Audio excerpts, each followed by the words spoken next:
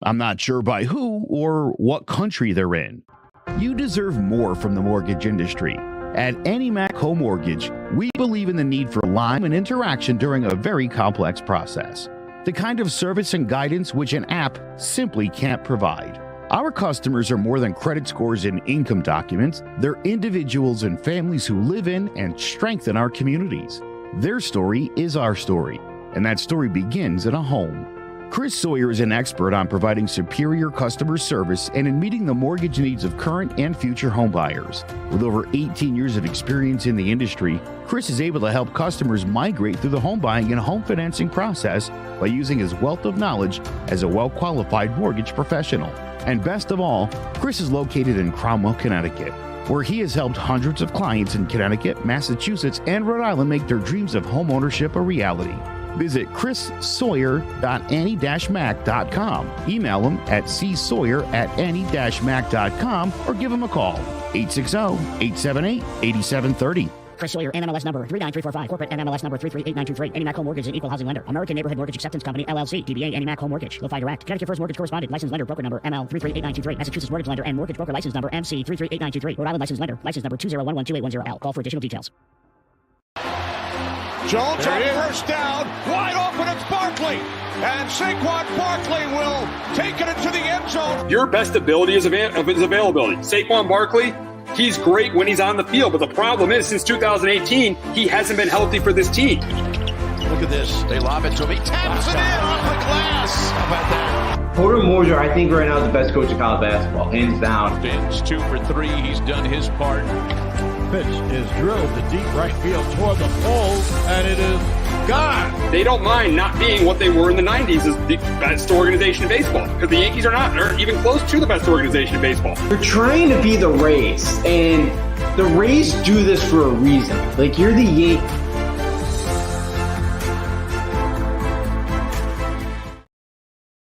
Welcome to Sports Talk with R&J. I am Steve Risser, along here with Justin Offrell. And we got an old-school Big East matchup, a big rivalry here in New England tonight as the Providence Friars head to Storrs to take on the Uconn Huskies. Both teams come into the game 20-7. Uconn trying to get revenge from what happened in January when they lost to Providence 73-61. I mean, this is going to be a Big East battle. It's going to be a competitive game. These two teams do not like each other. These two fan bases do not like each other. So this should be a very, very interesting game between these two teams. And we'll start with you, Justin. What are the three biggest keys? What are the biggest things UConn has to do tonight to get revenge against the Friars? Number one is their defense got to come to play because the Friars, their offense has been really good this year, top 20 efficiency-wise. But what Primes like to do is they like to get to the basket. They like to get to the foul line. They average 22 free throw attempts a game. They shot 35 in the first meeting. You got to keep that down. That's a huge thing. They're a decent three-point shooting team, but they want to get to the rack. They want to draw fouls. So that's the one for me. The defense, you got to keep them away from the basket. Number two is you can't let Bryce Hopkins beat you. It's kind of a two-man show. With Hopkins and Carter, they've been kind of their two big offensive guys, but Hopkins right now still battling for Player of the Year in the Big East. He's got a really good case. I assume he puts Jackson on from the start. I know Carabin's getting better defensively, but I feel a little bit better still with Andre Jackson guarding Hopkins. You can't let him go off.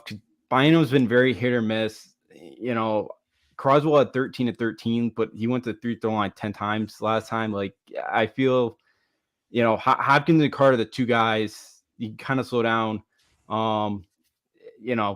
got a good chance. And that last one is Hawkins needs like another 20 point performance for him. He's been kind of the anchor of the offense. He's been really good the last month. He's somebody that they need to kind of run their offense through. He's got to have a big game tonight.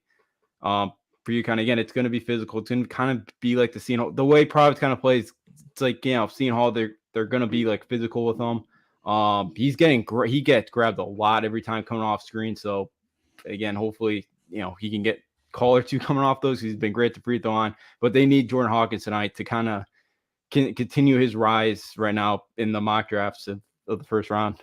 Absolutely. And you talked about, not letting Providence get to the basket. That is a huge key because Providence is not a good 3-point. I think there's one good 3-point shooter on Providence, and that's that Locke guy, Noah Locke. Yeah. And he got 3 3-pointers in the last meeting. So I think it's very critical for UConn not to let Providence get to the basket. Maybe sag off the perimeter. If you got to force Providence to shoot threes, have them shoot threes because that's not their game. So yeah, I think a big key for UConn tonight is to not to let Providence get to the basket like they did last time.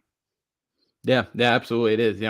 And yeah, Locke's actually he's very street at home. He's shooting during Big East play. It's right about 50%. On the road, he's like 32%. So he has not been as good on the road as he's been at home shooting. But yeah, he's probably their best one. Carter's decent. Carter's really starting to kind of play better. But yeah, stop making sure that Providence cannot get the basket as many times they did. Is going to be a huge key in this one. Their man-to-man defense is getting better. You've kind of been able to see it the last couple of weeks, but tonight it's got to definitely bring their A game tonight. They want to win this game. Oh, without a doubt. The defense has got to be stingy. It's got to be really, really good. They got to defend really well because they didn't defend last time. They gave up 73 points. But now I'm going to get to my keys in this game, and number one is contain Bryce Hopkins. They just like you, Coach. What your second point was. My first point is they got to contain Bryce. They got to contain Bryce Hopkins. If they can contain Bryce Hopkins, I think they have a really good chance. He had 27 points last game. He definitely was the best player on the floor and looked like the best player on the floor against him last time. So we got our boy. Back in the chat with Xander. We definitely Xander. Another tough year for your Dallas Cowboys. Another predictable ending for your Dallas Cowboys, like it always ends in the divisional round. But it's great to have you back in the chat. And if you want to talk about the UConn game, don't mind commenting there too. But yeah, love having our boy Xander back in the group in the chat. But back to the game, yeah, they got to contain Bryce Hopkins. That is crucial for UConn tonight. Can't let him have the big games he had last time. Number two, they got to and you talked about Jordan Hawkins as one of your points too. They got to get Jordan Hawkins going, and they got to get Sanago going. They only had 24 points combined in the game out in Providence. Tonight, they have to get those two going. They have to get those two got to combine for at least 30 to 35 points for this team to win this game. They got to get those two guys going. And here we go. Hey, it's not even been 5 seconds and my Cowboys get mentioned. Oh, the love, brother. Oh, they always do. When Xander's in the group, Xander's in the chat, they always get mentioned, because the thing about the Cowboys is you always know the ending. You always know the ending with the Cowboys. They're going to be good. They're going to be competitive, but you always know they're not going to reach the conference championship game. But back to UConn. Yeah, they have to Hawkins and Sanago got to have good games. And lastly, they got to be better from three. 5 for 22 from 3-point range. They got to be better from three. And if they're not better from 3-point range, they're going to have a hard time winning this game. So contain Hawkins and Sanago got to get going, and they need to be better from three. Those are my keys. Yeah, no, they definitely got to shoot the 3 ball better. That's a big one for them. They've been very streaky at times. They're starting to, you'd hope kind of starting around the quarter. I get Saturday was ugly, but that's kind of, again, when Holloway gets his guys for that defense, that Seton Hall team's going to be a brutal matchup every time face them in the future. They were not good Saturday. Usually they do shoot better at Gamble than they do anywhere else. Usually the rims there are pretty friendly to them. So yeah, they're going to need like a Carabin to knock down some shots. Tristan Newton, if he can get a good game out of him tonight, would be huge, especially because Providence is kind of small at the guard position. So he's going to have a couple inches on whoever guards him. So yeah, guarding the 3-point shot is going to be huge in this one.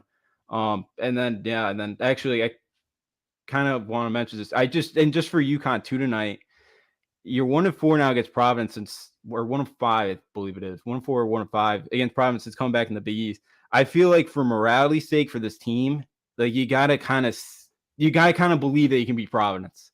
Especially because it really looks like you're gonna have to play them in the first round, or there's a good chance you may have to face them in the first round of the Big East tournament. You like to get them here, so you kind of believe that you can knock them out when you get to the Garden, in 2 weeks. So. I think that's a big one too tonight for them, is kind of believe that they can find a way to beat these guys. But Cooley's own Dan Hurley, I think he's 10-2 against Dan. So yeah, because we all remember him in the URI Providence days. Yeah, oh yeah. They got into one year. I think maybe even the first, second year they got into it late in the game. Got in a little scuffle almost. But yeah, that again, Ed Cooley's done a great job. That he's really turned that program around. And yeah, it's gonna be a fun battle with the Friars over the next kind of several years here, being back in the Big East. So yeah, I feel like UConn too tonight, kind of jump out on them and believe that you can knock these guys off.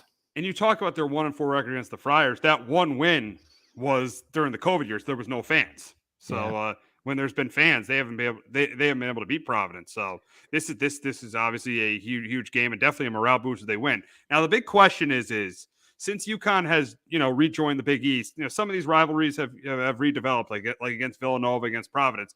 But the big question is now, is Providence UConn's biggest rival in the Big East?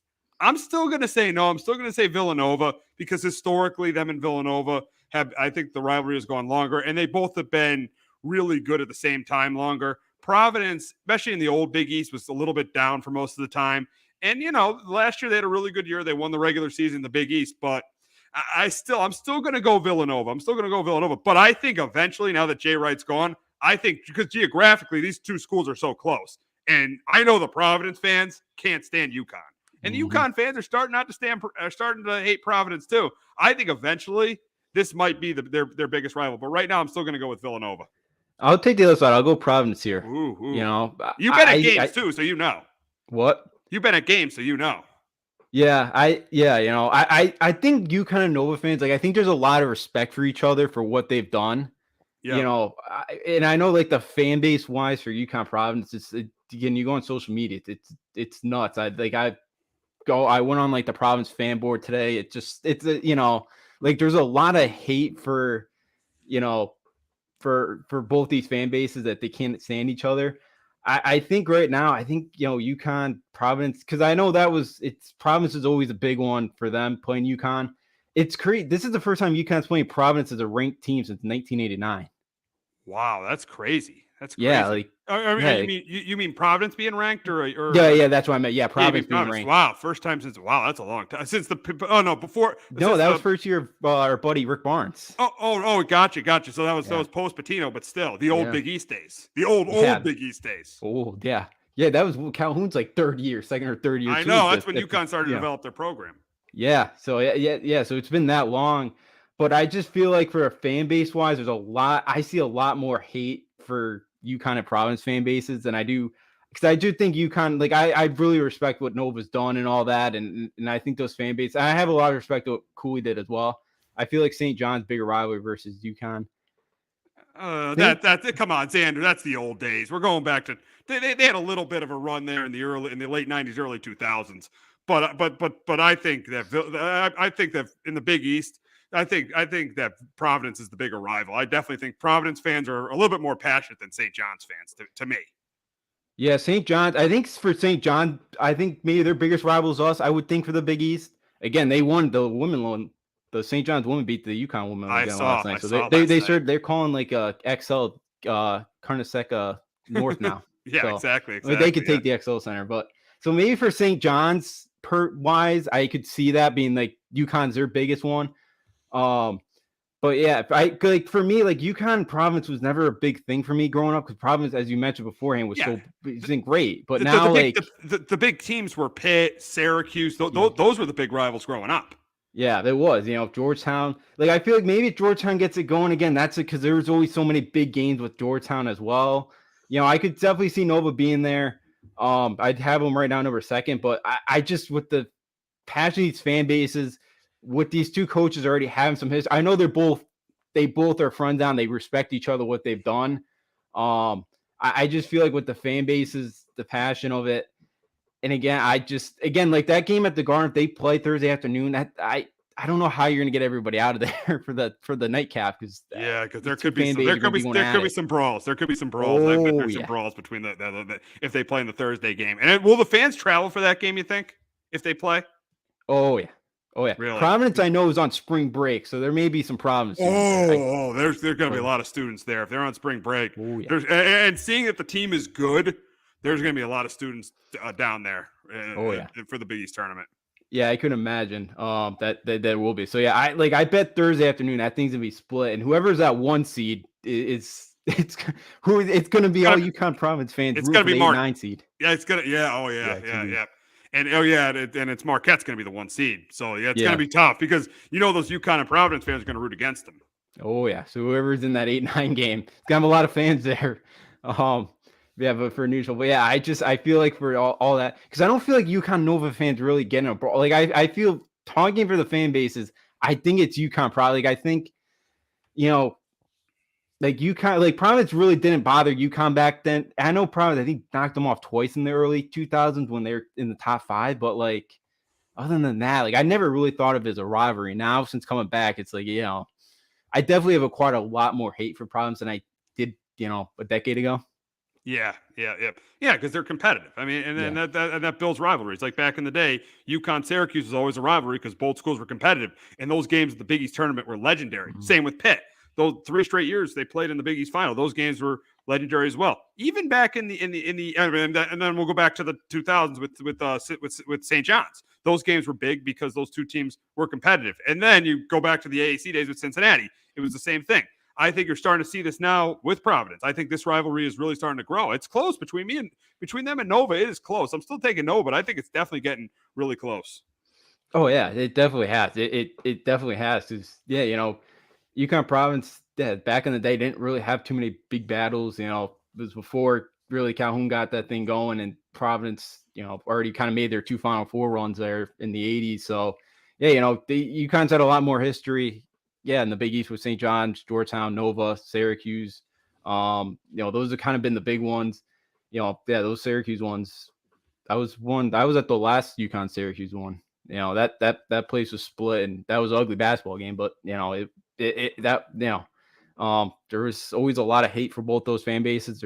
There still is. You wish they still played, but yeah, I feel like UConn Nova. I mean, Providence and Nova are definitely very close for me, biggest rivalry. But yeah, I have to go Providence. I feel like it feels weird seeing Providence at the top of the at the standings. It's like I kind of want to, you want to knock them off. Because again, part of me is I don't, I need some confidence that we could beat Providence. And I just, Nova, a lot of respect for Nova. It's been a down year. Justin Moore's really helped. That's a team that's going to make a run in the Big East tournament, but. Right now, I just little bit towards more. I think UConn Providence right now is a little bit. I take that a little bit right now, or a little bit over than Georgetown. I mean UConn Nova for rivalry. Yeah, they're both are good rivals, and it is nice to have UConn back in the Big East. But on Saturday, UConn will continue their redemption week as they will head to MSG to face St. John's, and I think the biggest key to this game is contain Joel Soriano. He had a huge game the last time. He had a double-double last time when St. John's went up to XL and won 85-72. I think the biggest key to that game, is contain Joel Soriano any way you can. What's your key? Yeah, absolutely. Contain Joel Soriano is right up there. 19 30. He's been a double-double machine. I didn't really think he fit. I remember watching him at Fordham, and I know when he transferred, I was like, I don't think he really fits that offense, but it's been able to work, and he's played really, really well. He's not great outside of 5 feet offensively, but he's been a great addition to that team. My big one is do not guard them at the 3-point line like last time. This team is one of the worst 3-point shooting teams in the country, and for whatever reason, and that's all St. John's wants to do. It's like they just want to go to the basket and get layups. We fed right into their game plan. I know I've said a lot about Hurley, the stubbornness of just the same game plan day in and day out. Like I think because St. John's will again, the same game plan is to be tough to beat them if they do that again. Actually, I see Zanika off topic, but what was the best UConn Final Four moment for you? Mine was Shabazz taking over Kentucky. Mine was Kemba Walker at the Big East tournament. That was unbelievable. The 5 games in 5 nights, and that led to the NCAA, to them winning the national championship. I'd say it was Kemba with the 5 games in 5 nights at the Big East tournament, and then the run to win the national championship. That was my favorite moment. Yeah, that one, the Kemba one. I for my seeing personally, it's definitely the Kemba one. I was able to go that Saturday night one, the final against Louisville, and that was awesome. For not being, I wasn't even I was like 199 just to beat Duke for the first title, to be like a 9-point underdog and everybody betting against them, and Duke was going to take them out and all that, and Duke kind of take them out, finally win one, because they've been so close for so long, and they finally got it that year. They finally got number one. You got to beat Duke. I feel like that was for me. That was to kind of be able to I obviously replayed that game and all that, but I think that's probably my favorite kind of UConn moment right there. The close one too is Kemba, the cardiac Kemba against Pittsburgh right there as well. There's been a lot of good ones. Hopefully be nice to get back there very soon. It definitely would be. It definitely would be. And they're at the Garden on Saturday. Hopefully they can get to the Garden. They'll be at the Garden in March. Hopefully they can get to the Garden in late March for the Sweet 16. But yeah, we'll go back to the game against St. John's. Yeah, I think it's pretty much just containing Soriano and not letting Providence. And no, I'm not letting St. John's get to the basket. For me, those are the keys. Yeah, absolutely. That's a big one. The other one is like St. John's. They value the basketball as a hot potato. Like, they're so bad with the basketball. It's like press them. They tempo-wise, they're third in the country. Like, there's going to be a lot of possessions. It's like St. John's is going to make the game sloppy. But they've been better without Andre Curbelo, though. Unfortunately, I don't know if he's coming back at any point this year. That he's suspended, and Curbelo doesn't know why. But I think it kind of stems from the game a couple weeks ago where he chucked his sunglasses or goggles on the floor and kind of got teed up there. But like that, they've been a little bit better without him. But yeah, I think you can't just let them get in the basket. You got to contain Soriano because they're very good on the offensive glass. And hopefully there's not 55 fouls called like there was last night, because there's no flow, there's no rhythm in that game. And St. John's, I think, went to the free throw line like 38 times or something like that. It was kind of ridiculous. But yeah, the defense again in that one's kind of they got to show up and get ready. And hopefully for a noon tip there, there's gonna be a ton of UConn fans there.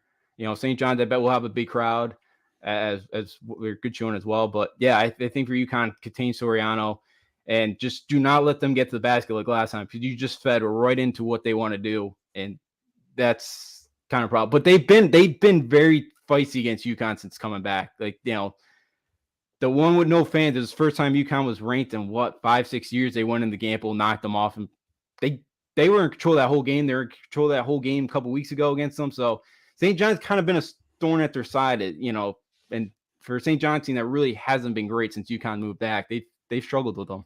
Yeah, it should be interesting to see what happens on Saturday afternoon. I mean, it's rivalry game. UConn is. I think these games, UConn's got to get revenge against. I know Providence is good, but they got to get revenge and Gamble against Providence and St. John's. They're a better team than St. John's. They cannot let St. John's beat them twice.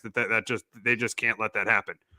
But Lamar Jackson right now is in limbo. The Ravens and Lamar Jackson were in limbo with this contract situation.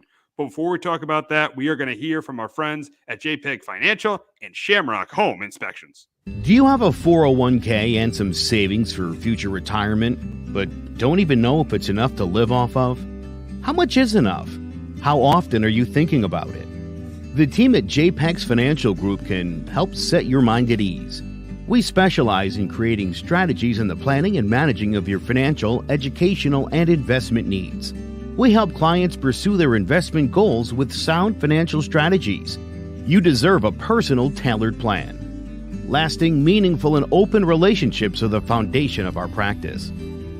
You've worked hard for your money and should feel confident in your investment choices as you make decisions for your financial future. Your goals are our goals. We are dedicated to your needs and hopes for your future. Visit our website and give us a call at 860-430-5397. Securities offered through Raymond James Financial Services, Inc., member FINRA, SIPC. Investment advisory services offered through Raymond James Financial Services Advisors, Inc. JPEG's Financial Group, LLC is not a registered broker-dealer and is independent of Raymond James Financial Services. JPEG's Financial Group is located at 78 Eastern Boulevard, Glastonbury, Connecticut. There's no bigger investment than home ownership. And to make sure the house is up to your standards, you need a professional to look it over. Brian Flanagan from Shamrock Home Inspections is a licensed home inspector and a member of the Connecticut Association of Home Inspectors. Brian was a contractor for over 15 years, so he knows how homes should be constructed and how mechanicals should work. What makes me a good home inspector was the 20 years that I was a home improvement person, doing all the different repairs that I have done and what other people have done wrong that I had to go out and fix. So I have a pretty quick eye on seeing what's right and what's wrong. Before you move, call Shamrock Home Inspections. Before you make the biggest investment of your life, call Brian Flanagan from Shamrock Home Inspections at 860-268-2566 or visit shamrockhomeinspectionct.com. All righty, so the Ravens and Lamar Jackson still have not agreed to a long-term deal. I mean, this thing's I think definitely going to drag on until probably March 7th, for the next 2 weeks. And I think for the Ravens right now with Lamar, they got to get a long-term deal done before March 7th, or I think it's over. I think it's over with Lamar. If they don't get a long-term deal done in the next 2 weeks, it's going to be over with Lamar and the Ravens because I think if they give him the non-exclusive franchise tag, which means that if he gets the non-exclusive tag, it'll be $32 million against the cap. His net cap number will be $32 million, and he can negotiate with other teams. And if the Ravens don't match that offer, if the Ravens don't match that offer, he goes to that other team, and the Ravens get 2 first-round picks. So obviously, if the Ravens don't get a deal done, I think they're definitely going to franchise him. Either if it's exclusive or non-exclusive, they're going to franchise him. But let me tell you something: if the Ravens don't get a deal done in the next 2 weeks, in my opinion, he's gone. Yeah, I definitely see Sanders' comment. It's plain disrespectful. Lamar, what they offered him, with the injury. I get the injury questions too, but yeah, because especially he's like such a big part of their offense and what they do. Like they tailor their offense to him, and I know they brought in Tom Monken, who's has run a couple different offenses at the college level. Like Oak State, he ran the air raid last year, kind of ran something more for his tight ends, kind of a more pro style set at Georgia. But yeah, they got to get something done here. Again, it doesn't help that he doesn't have, that he's kind of representing himself here. I think kind of could hurt him a little bit. But look, I think he's somebody that has deserved the money. But yeah, I think if the Ravens, if they don't pay him, they could definitely be, especially what you saw when Huntley was hurt in there and Anthony Brown. It's like, yeah, they need Lamar Jackson for that offense. He sees they can tag him, but guess what? He won't play on a tag. That's another thing. And if he decides not to come in, they eat the tag salary and miss out on services. Yeah, I mean, listen. Yeah, it's definitely disrespectful that they haven't paid him yet. Xander is 100% right. Yeah. And yeah, you made the point. You look at this team when he hasn't played. They've won 2 games in 2 years. They have 2 wins, and I mean some of those wins were against bad teams too. One of them was against. I mean the Steelers. That was a pretty good win, but they beat the Falcons. So they're 2-9, 2-2. I think 2-8, 2-8. Without Lamar Jackson without Lamar Jackson. Yes, he gets hurt a lot, but he's clearly a top 10 quarterback in this league. He's never had a true number 1 receiver, and he's won an MVP. He should be getting paid. I'm with Xander. I think it's absolutely ridiculous that this guy has not gotten paid yet. I think it's absurd. It's crazy he hasn't gotten paid yet. Yeah, absolutely. I agree with both of you guys. He should be, but he should have got paid by now. Instead of the Ravens kind of, the $130 million guaranteed that's a slap in the face. It's insulting seeing what Deshaun Watson got. It's insulting. Yeah, it is. It definitely is. I think, and again, I don't blame him for kind of holding out here and trying to get what he wants, contract wise. Yeah, he's deserved it. Yeah, you mentioned, he's had Mark Andrews, a really good tight end, one of the best in the game, but yeah, he's not had a number 1 wide receiver. Again, if they could somehow, and the wide receiver core has been one of the worst the last couple of years in the sport. Like, he hasn't had a ton wide receiver help, and it's been a lot of Mark Andrews. He still found a way to win MVP. He definitely should. They definitely should raise their offer with him. But yeah, it'll be interesting. It'll be interesting what happens the next couple of weeks with him, because I could see him maybe holding out, because I can't imagine, because he's negotiating all this himself. So I can't imagine that the relationship right now in that front office is a good one. Probably isn't. And the thing is, though, as I said earlier, if they give him that non-exclusive tag, he's gone. He's gone because you got teams like the Falcons who are definitely going to be in on him. You got teams like the Jets, you got teams like the Commanders, you got teams like the Raiders. They're all going to be in on him. They're all going to be in on him, and they're probably going to offer him a deal that he's going to want. So, and this is the one guy, like a lot of guys that get the franchise tag, the non-exclusive tag, aren't worth 2 first-round picks. This is a guy that is worth 2 first-round picks. So if there's a non-exclusive franchise tag, he's gone. And you said earlier, we talked about Lamar Jackson, one of your buddies who's friends with Anthony Brown. He said the Ravens, it looks like things are going so poorly between him and the Ravens that it's probably over. Yeah, I haven't talked to him last couple weeks, so I don't know if there's a new update on that or anything. But yeah, what he said, it kind of did not sound good. It did not sound like they were, coming to a conclusion anytime soon.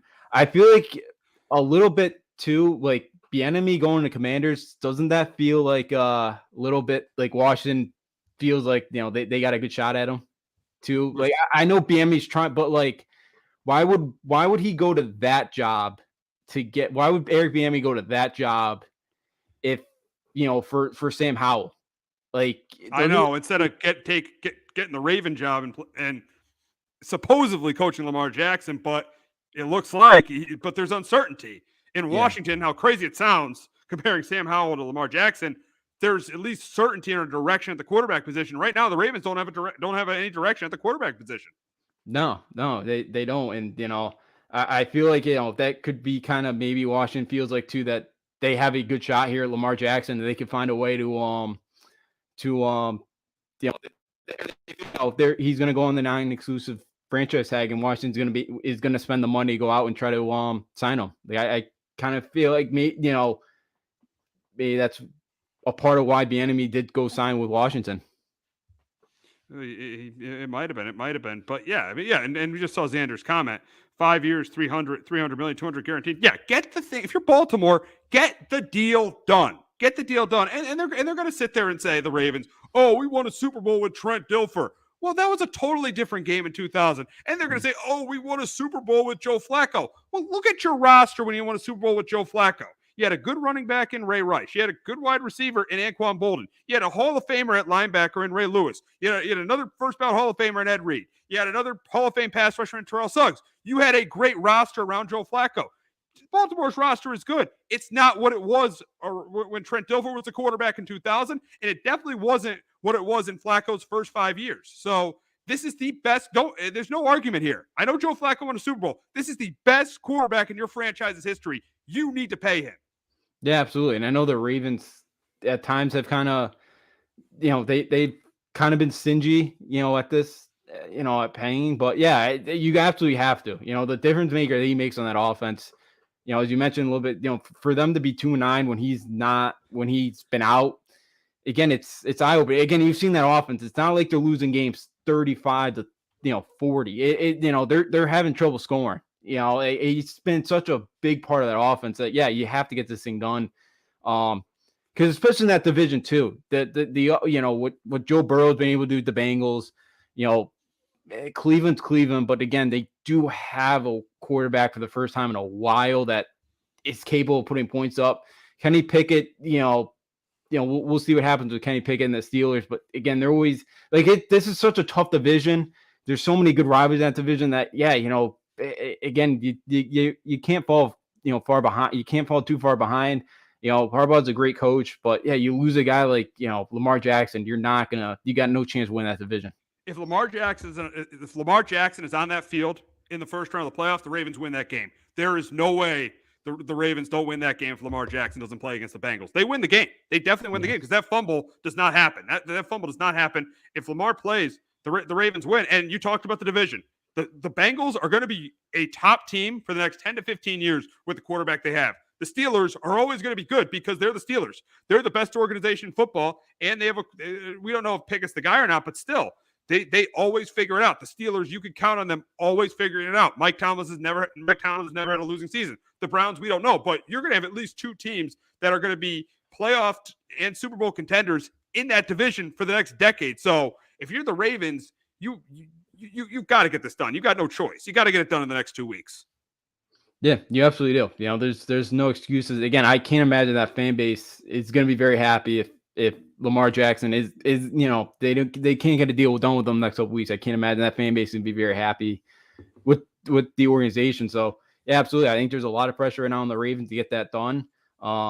They definitely do beat the Bengals because they were the better team, especially up front. Like the Ravens definitely let Lamar Jackson win that football game. So yeah, they really do need Lamar Jackson, as their starting quarterback. Especially, you don't want to lose him to somebody else because, you mentioned, again, the Jets maybe get him because he makes any of those teams better. And, it'll be very frustrating. Again, and who knows where kind of the Baltimore goes after that if they lose Lamar Jackson because, they're going to have to rechange that whole offense. I know Todd Monken could do that. I know right now it doesn't sound like he's got a set offense yet. So, we'll see what happens there. But yeah, they got to sign Lamar Jackson next couple of weeks. They got to get that thing done. Absolutely. Now we'll move on to the Giants. And the interesting thing is they got 2 free agents with Daniel Jones and Saquon Barkley. The big question is, what do they do with these 2 free agents? It was pretty easy for me until this week. It was pay Daniel Jones, give him a long-term deal, and franchise Saquon. But seeing Daniel Jones's contract demands, we were hearing rumors that he wants $45 million a year, and Daniel Jones had a really good year, but you're not paying Daniel Jones Patrick Mahomes money. I think that's absolutely ridiculous. But if I'm getting Daniel Jones for $35 million, I'm absolutely taking it.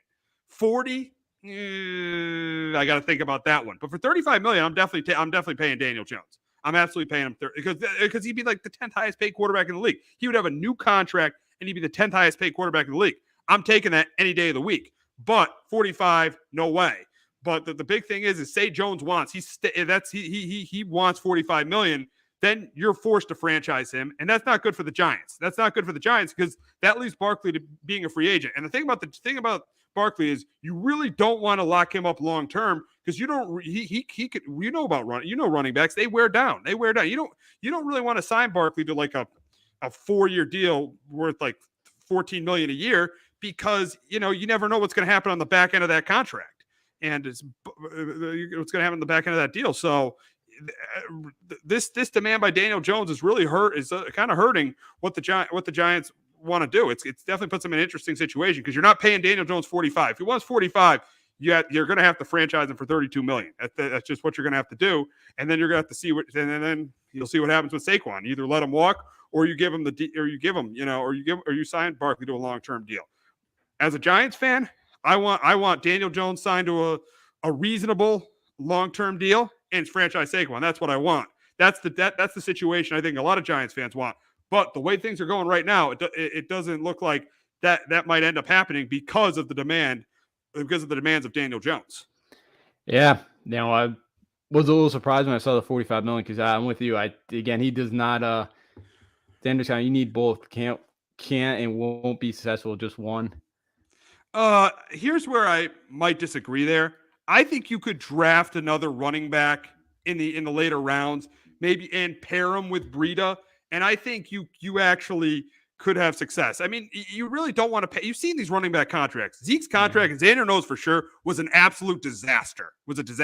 Christian McCaffrey's contract he's not even on the Carolina Panthers anymore. These running back contracts are a disaster.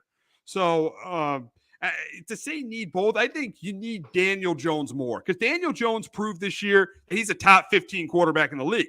Saquon Barkley, he's a top running back in the league when he's healthy, but really, he's only been healthy 2 of the 5 years he's been there.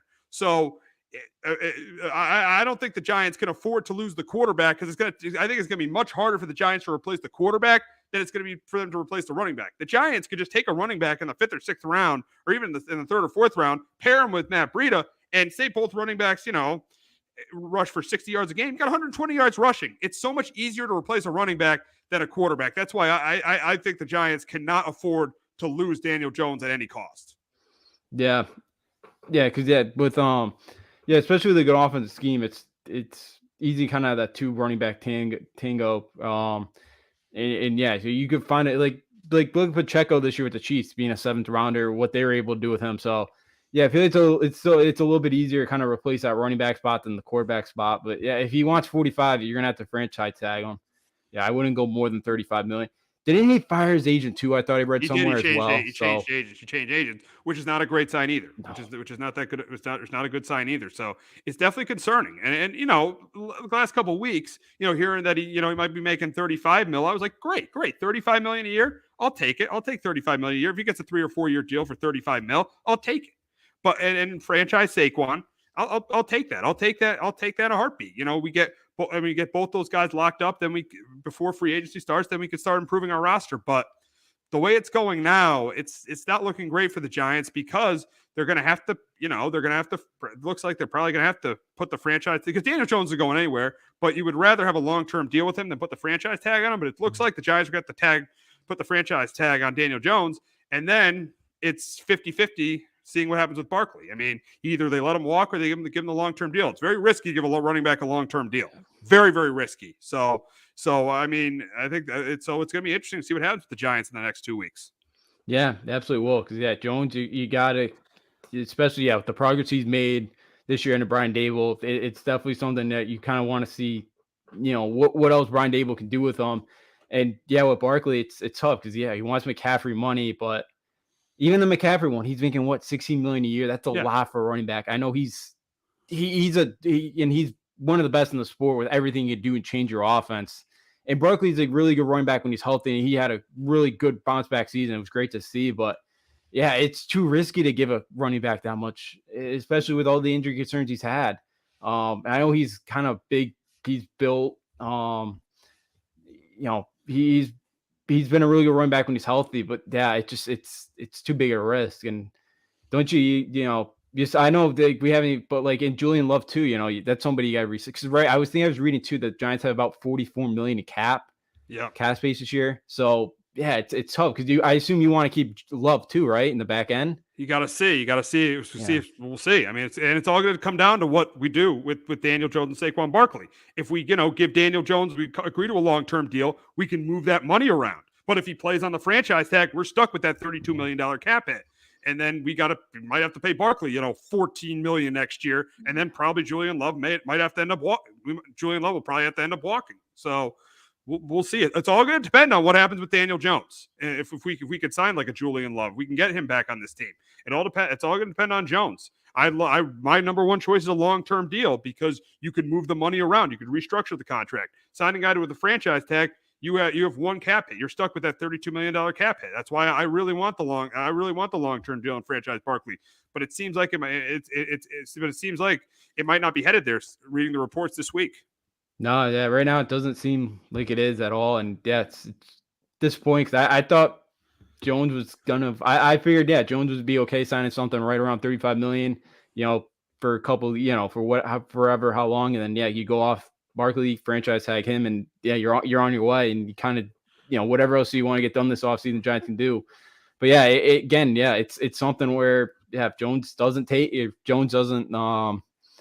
if you got a franchise tag Jones and they have Barkley, it's tough. You want to give a running back something 3-4 years for $14 million. It's just you're definitely right. It's too risky, and you don't see a lot of teams really give second re-sign running backs because it's too much of a risk. And look, it's unfortunate for him because there's some really good ones out there, but it's just it's the injury concerns. It's kind of the workload.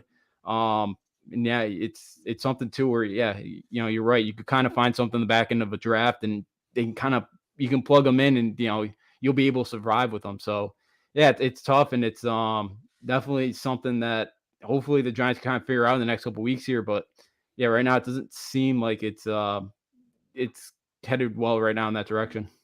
No. We hope that I hope personally that Jones's contract demands change and we can get this thing worked out. But we'll see. But it's definitely going to be interesting to see what happens with the Giants in the next couple of weeks. But we will move on to the team that plays in their stadium, and that's the Jets, and that's their quarterback situation. They had Derek Carr in their building this week. It went really, really well.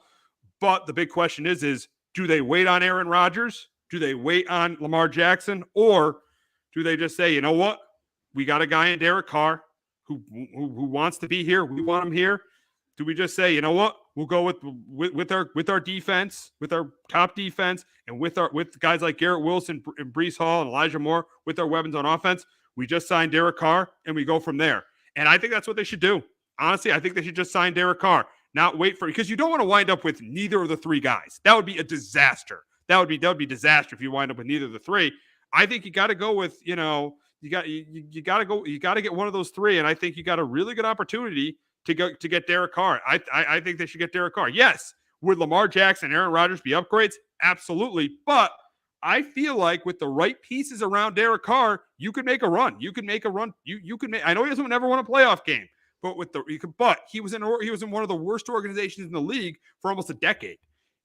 And the Jets have drafted really, really well. They have a really good roster. With the worst quarterback play in football, they won 7 games last year. So if you put a good roster around Derek Carr, I think you have a chance to make a run. And I think this is the move you should make instead of waiting for Aaron Rodgers because Rodgers is still under contract with the Packers, or waiting for Lamar Jackson. I think this is the move you got to make. I think you got to sign Derek Carr.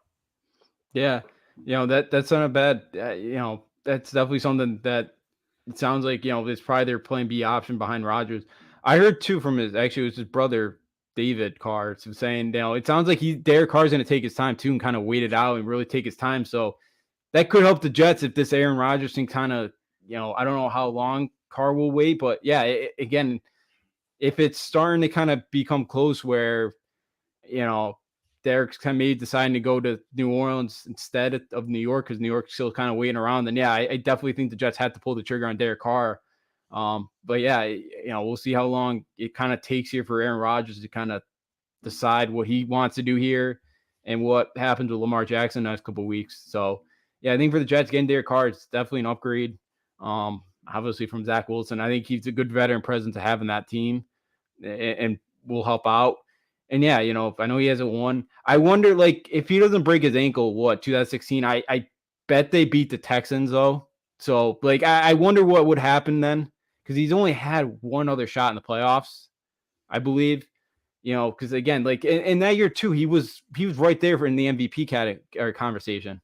So, I definitely agree. If you put the right guys around him, you put a good coaching staff around him, he'll be fine and he'll win you more games than he'll lose you games. So I think Derek Carr would definitely be a good piece for the Jets if Lamar and Aaron Rodgers are kind of if things if they're still kind of waiting on things there and it's still. And Derek Carr's getting ready to sign. I think you got to pull the trigger on Derek Carr. Yeah. And like I said, I mean, as much as you'd love to have Aaron Rodgers with Lamar Jackson, I mean, Rodgers is obviously still under contract, and Lamar, we don't know what's going to happen there. There's just so many unknowns there. And if you're the Jets, you have a guy who your meeting went really well with him. And I know there's people that don't want that think that the Packers are definitely going to get rid of Aaron Rodgers, but you can't bank on that. You can't bank on that. You got to see what you have now. And I think Derek Carr is definitely a good solution at the quarterback position. I really like Carr on the Jets. I think the Jets are a playoff team with Derek Carr. So, I mean, we'll see what ends up happening, but I just think that's the best option. Yeah, it absolutely is. It absolutely will be if Rodgers said, who knows? Yeah, because Because it seems like the last couple of years, it's always been the talk of, Rodgers is, the Packers are thinking of trading him. And again, it's always, so far, it's been, he's been sticking out in Green Bay. So again, things could obviously change, but yeah, Derek Carr, I think is a fine piece for that team. And again, yeah, they're not going to be better than Buffalo, but they will be in the wild card. They're definitely a playoff team. They're probably the second best team in the division. They're right there with the Dolphins. They'd be a little bit better than the Dolphins, So yeah, I think Derek Carr is a good fit for him. And I think he's somebody that will be a really nice addition. They'll be healthier in the O-line too. So I that's always been a problem too in Vegas and Oakland, that the offensive protection was never great there either. So yeah, I think Jets should definitely pull the trigger on Derek Carr if it comes to that point. Yeah, and you're not the thing is you're not going to have to give up as much for Derek Carr. Like if you're getting Aaron Rodgers, you're giving up at least your first round pick, maybe even more. And then Lamar Jackson, I mean, if you're getting Lamar Jackson, say Lamar signs the non-exclusive tag in 2 weeks, and then you come up with an offer, the Ravens don't match, you end up getting him, you're giving up 2 first-round picks. So Derek Carr, you're not going to have to give up anywhere near as much for him. You might have to give up, I'd say maybe a second-round pick for Derek Carr, but you're definitely not giving up as much for Derek Carr as you would give up for Rodgers or Lamar. So I think that's got to be the way to go. Yeah, absolutely. Yeah, you definitely wouldn't. And again, who knows kind of what Rodgers too kind of felt like he was a little bit on the decline. Do you really want to give up that much for a guy that's aging, who's making so much money? Are you going to get the best out of Aaron Rodgers next couple of years? So yeah, I think Derek Carr definitely going to be the cheaper 3 options. And because the Jets have done pretty well in the draft. Joe Douglas, I feel like, has done a really good job in the draft. And how many of those picks do you really want to give up? So yeah, absolutely. Carr would be the 3 of the cheapest, or he'd be the cheapest option there. And to keep most of your picks too, that definitely kind of helps out and build that team more around him. Absolutely. So we'll wrap up the show talking about the Hawks firing Nate McMillan. I think, as I said last week, this was the most disappointing team in the league, in my opinion. And I think they agree with me because they just fired their head coach, Nate McMillan. So I think this is a move that had to be made. I think this team is completely underachieved, especially with 2 really good guards, DeJounte Murray and Trae Young. I think this team is really underachieved. I think their expectations were to compete with teams like the Celtics, the Bucks, the Cavs, the Sixers. They thought trading for DeJounte Murray was going to get them there, but it has been anything but that. They're in 8th place in the Eastern Conference, and they have not been playing well at all. So I think this was a move that needed to be made. We're hearing that Quinn Snyder is the favorite, and I would like Quinn Snyder going to the Hawks. I think they would be better with him, but I think it's a good move by the Hawks firing Nate McMillan. Yeah, it was right around the same time a couple of years ago. I remember. Yeah, I remember they hired Nate McMillan as the interim, and he took him to the conference finals. It seems like it's deja vu. Yeah, it does. And maybe that's what the team needs for another spark here. I know Trae Young's numbers have been down offensively this year, but yeah, they've been very mediocre. Especially in the defensive end, they have been great. And I know McMillan's more of a old school type of mentality guy, and maybe they do want somebody that's got me a little bit different in philosophy. Quinn Snyder, I think, I'm with you. I think Quinn Snyder would be a great fit for that team. Because again, they got a decision coming up with Trae Young too, and is how Trae Young, I bet, wants to be on a team that's going to be able to compete. And I think the Warriors agents got to kind of show them they made the investment to get Murray this offseason. And, they're a good enough roster to kind of compete in that Eastern Conference. It just hasn't come together, and definitely feels like, maybe a coaching move definitely helps that and gets a spark going under that team. Absolutely. So that's going to wrap it up this week on Sports Talk with R&J. For Justin and Afrio, I'm Steve Risser. We will be back next week talking more Uconn basketball, Duke, North Carolina, and any NFL news that comes our way. Have a great weekend, everyone. Jones on first down, wide open, it's Barkley.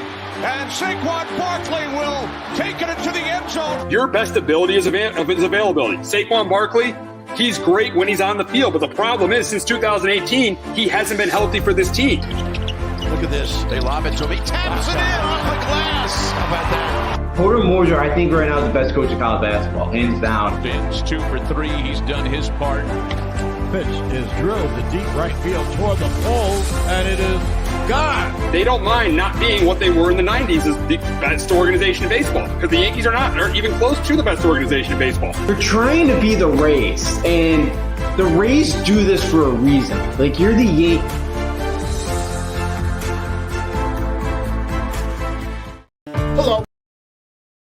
Hello, my name is Joe Aguirre. I'm the president of Clovercrest Media Group. And here at CMG, we have a wide variety of podcasts, including sports shows like Keys to the City, The Roll Call, Throwing Jabs, All Four Downs, and Jawing About the G-Men. And great true crime shows like Sticky Week, Crimes and Consequences, Ivy League Murders, and Bird, the unsolved murder of David Eichmann. You can find all these podcasts and so much more by visiting clovercrestmedia.com.